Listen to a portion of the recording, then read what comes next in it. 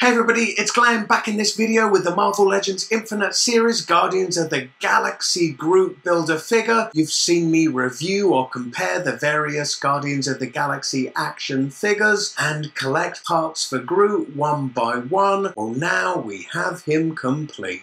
And here he is. Essentially, Groot is an alien sentient tree, and by virtue of that, he's long and lean like a tree. And with the look of this figure, they've managed to capture him as if he's stepped straight out of the movie trailer, which I'm sure we've all seen by now. And they've certainly got the bark texture down, and I really like how they've broken up that bark texture down in parts with more viney-like sections weaving in and out of the form. And even the green moss effect isn't just a paint application, that's actual sculpted surface texture. And taking an even closer look at the face sculpt, there is a tender sadness to it that's gonna break any tree-hugging hippie's heart. And if this BAF is let down at all, then it is on the paint application. I'd like to see some of the dark brown paint we see around the eyes added to the recesses of the rest of the action figure. I think it'd really help heighten the sense of realism and transcend the plasticky look. Now looking at articulation, his head rotates, it looks down a tiny bit, and then also looks up this much. At the shoulder, his arm rotates, and while on the subject of the shoulder, I really like these branch or vine parts. They're a soft enough plastic that they don't inhibit the articulation, yet they really add to the overall vegetative look of the character. I just wish there were more parts like that going on in this character design. Back to the articulation, and at the shoulder, the arms move up this much and then back down. There's upper arm rotation, then there's a double jointed elbow,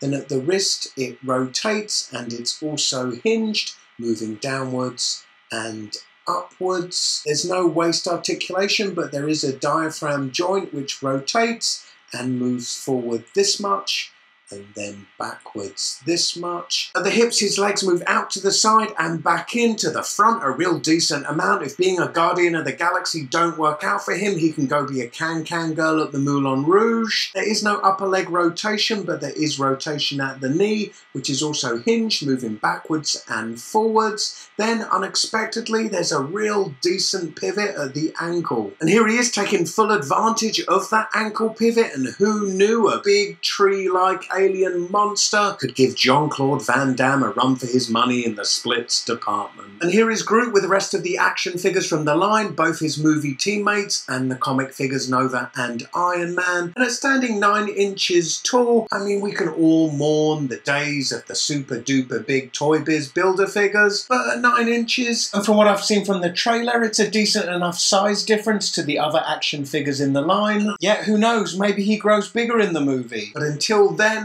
you'll have to settle for my big, more menacing looking custom Groot. For a closer look at him, click this video. Alternatively, check out the description beneath this video for links to my Facebook, Twitter, and Instagram. Click those links and connect with me there too. And as ever, don't forget to comment, rate, share, and subscribe. Hope to see you in my next video.